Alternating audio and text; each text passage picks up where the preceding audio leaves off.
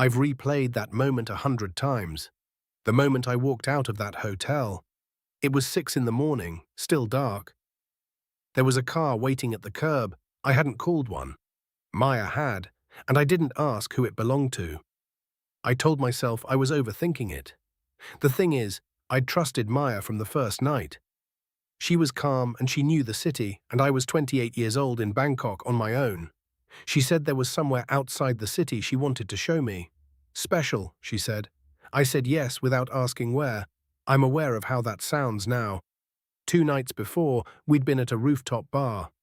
She'd ordered for both of us without asking. Like she already knew what I'd want. I should have clocked that. I didn't.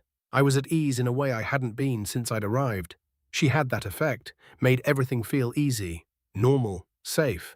I asked her about growing up in Chiang Mai. She asked about Manchester. Easy conversation.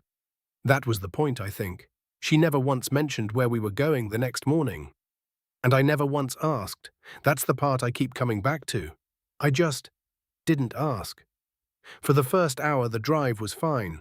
Motorway out of the city, then flat farmland stretching away in every direction. Golden light coming up. It looked like a travel photograph. Maya was quiet, but that didn't feel strange. It was early. Neither of us were properly awake. I watched the fields go past and told myself this was exactly what I'd come traveling for. Getting off the main road, going somewhere unusual. By the second hour, the road had changed. No more lane markings, no signs I could read. The fields were gone and there were trees on both sides. Not the gentle kind, the kind that blocks the light. Dense, old, close to the road. I checked Google Maps. The blue dot was moving along a road that didn't have a name. I zoomed out. The nearest labeled town was 40 kilometers behind us. No signal. I was looking at a cached image of a road with no name, going somewhere I didn't know.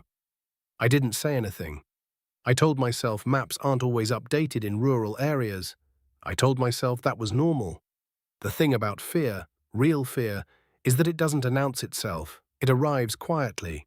You keep breathing normally. You keep your face doing the right things, but something has shifted.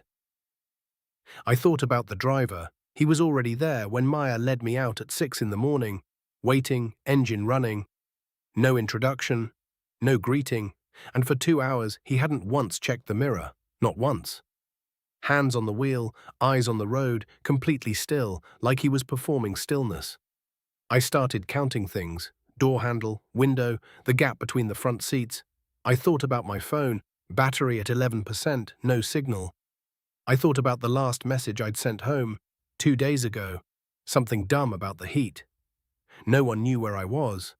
I thought about saying something, about making a scene, about shouting, to no one, to the trees, that I didn't know where I was and could someone please stop the car. I ran through it. The driver wouldn't stop. Maya would look at me calmly, and I would have shown my hand with no leverage and nowhere to go. So I did nothing. Around the 3rd hour, we slowed down. The road had narrowed to a single track. I could see a gate ahead, a metal gate, nothing special. A man standing beside it. He opened it as we approached. No horn, no phone call, no signal from the driver that I could see. He just opened it. He looked at me as we drove through. I've tried to describe that look to people, and I never quite get it right. It wasn't threatening. It wasn't hostile. It was the look of someone doing a job, checking something off a list. Professional, efficient. That was almost worse than if he'd looked at me like an enemy. That was when I knew. Not suspected, not worried. Knew.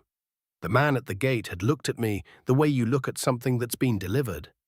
And I thought about everything I hadn't done.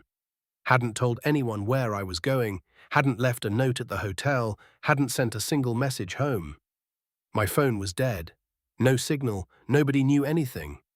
I thought about Maya at the rooftop bar, how she'd found me, how easy it had all been, how she'd never pushed, just suggested, just led. And I thought, this was planned, not in the last few days, planned properly, before we even met. The car stopped in a courtyard. Maya got out first. She said, "Come, I'll show you your room." Her voice was exactly the same as it had been on the rooftop. Easy, natural, like none of this was anything. Like this was exactly what it looked like. I sat in the car for 3 seconds longer than I should have. 3 seconds. I looked at the gate, now closed behind us, at the man still standing beside it, at the trees in every direction, at Maya in the courtyard, waiting. Not impatiently, just waiting. The way you wait for something you know is going to happen. Then I got out. If you want to know what was inside that compound, what Maya was really doing, episode 3 is up next. Click to watch it now.